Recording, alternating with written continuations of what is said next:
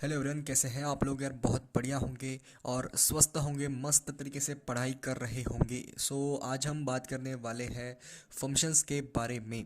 Functions और trigo हमने बहुत शुरू कर दिया हमारे चैनल पर, और इसलिए थोड़ी दिक्कत हो रही है। लेकिन ट्रिगो का ये हमारा ट्रिगो का हमारा सिक्स लेक्चर, शायद फोर्थ लेक्चर अभी शुरू है, और फंक्शंस के हमारे दो लेक्चर अभी हो चुके हैं। आज हम बात करेंगे अबाउट फंक्शंस। और फंक्शंस फर्स्ट चैप्टर में हमने पढ़ा था कि व्हाट इज़ फंक्शन। और फंक्शंस टू लेक्चर में हम देखेंगे कि जो हमारे फंक्शंस हैं, इन एग्जांपल्स में से आज हम क्या करने वाले हैं। आज हम डिस्कस करने वाले हैं कि ये जो एग्जांपल्स आपके सामने हैं, फर्स्ट A B C, तो इन एग्जांपल्स में से कौन से फंक्शंस हैं और कौन से नहीं। तो आप सभी को पता है, अगर ये वाला फंक्शन है, मतलब कि अगर ये फंक्शन है, तो फिर इसके लिए क्राइटेरिया क्या होगा। तो अभी हम देखने वाले हैं इस ए को, क्या ये फंक्शन है और फंक्शन नहीं है। बी को भी हम देखेंगे क्या ये फंक्शन है और या क्या ये फंक्शन नहीं है। और सी को भी अगर हम देखें कि क्या ये फंक्शन है और या फिर नहीं है। तो अभी हम शुरुआत करेंगे हमारे फर्स्ट जो क्वेश्चन है उसके साथ। तो सबसे पहले आपको क्या करना है, आपको पता है कंडीशन की, फंक्शन की जो कंडीशन होती है, अगर आपको एक एक्स के लिए एक डिफरेंट वाई मिल रहा है, एक एक्स के लिए एक वाई वैल्यू मिल रही है, सॉरी डिफरेंट नहीं होनी चाहिए, एक एक्स के लिए एक कोई सी भी वाई वैल्यू हमें चाहिए एक। यहाँ पर मैं आपको बता देता हूँ कि कोई से भी x के लिए कोई सी भी y की वैल्यू अगर आपको मिल जाती है तो वो आपका फंक्शन होगा। इसकी गारंटी मैं आपको देता हूँ। तो इसी के साथ हम शुरुआत करेंगे हमारे फर्स्ट क्वेश्चन के साथ। 2x is equals to 3y is equals to 10 is equals to 11 है। तो क्या ये हमारा फंक्शन होगा। तो यार इस फंक्शन को हम कन्वर्ट करते हैं in terms of x। y is equals to in terms of x, तो ये हमारा क्या होगा, y is equals to 12 minus 2x upon 3। तो क्या करते हैं हम, तो हम टेबल बनाते हैं। ओके,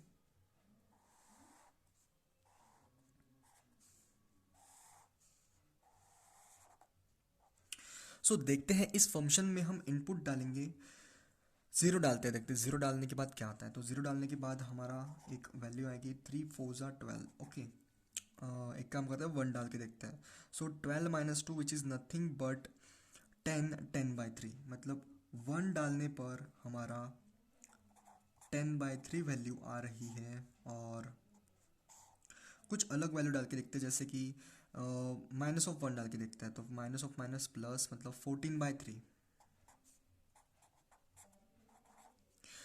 तो क्या आपको पता है कि एक x के लिए एक डिफरेंट y की वैल्यू मिल रही है, मतलब कि ये जो फंक्शन है ये हमारा फंक्शन होगा। The overall answer of this question is, ये हमारा फंक्शन होगा।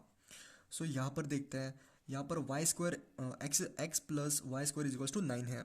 तो यहाँ पर हम देखते हैं कि क्या ये हमारा फंक्शन होगा। तो सबसे पहले आपका जो स्टेप होता है, फर्स्ट फर्स्ट स्टेप आपका होता है कि आपको कन्वर्ट करना है इन टर्म्स ऑफ वाई, आपको लिखना है इस पूरे क्वांटिटी को। तो क्या करते हैं हम, एक बार देखते हैं कि y square is equals to 9 minus x. तो हम अब क्या करेंगे, इसको डिवाइड करेंगे कुछ इस तरीके से।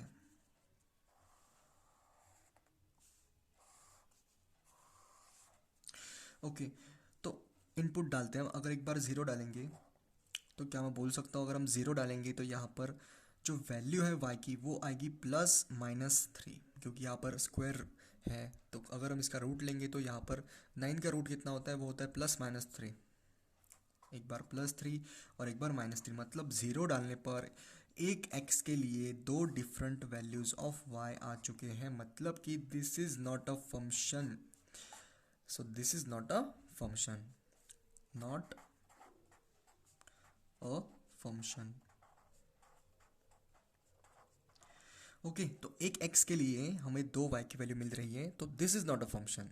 The overall answer is second जो क्वेश्चन है हमारा, वो ऑप्शन। सो ये हमारा फंक्शन नहीं होगा, सिंपल सी बात है। थर्ड जो हमारा क्वेश्चन है, 2y + 10 = 0, तो इसको हम कन्वर्ट करेंगे इन टर्म्स ऑफ y।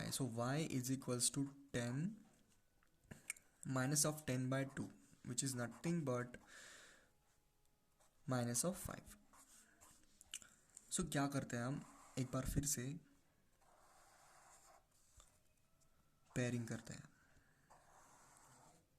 तो यहाँ पर आपको वैल्यू जो है वो y इज इक्वल टू -3 ही मिलने वाली है, मतलब कि आपका जो y वाला सेक्शन होगा वहाँ पर सिर्फ एक -5 की वैल्यू होगी। अगर हम x की वैल्यू कोई सी भी डालें, जैसे कि 0 1 2 3, तो आपको वैल्यू कौन सी मिलने वाली है? वैल्यू आपको मिलने वाली है 5।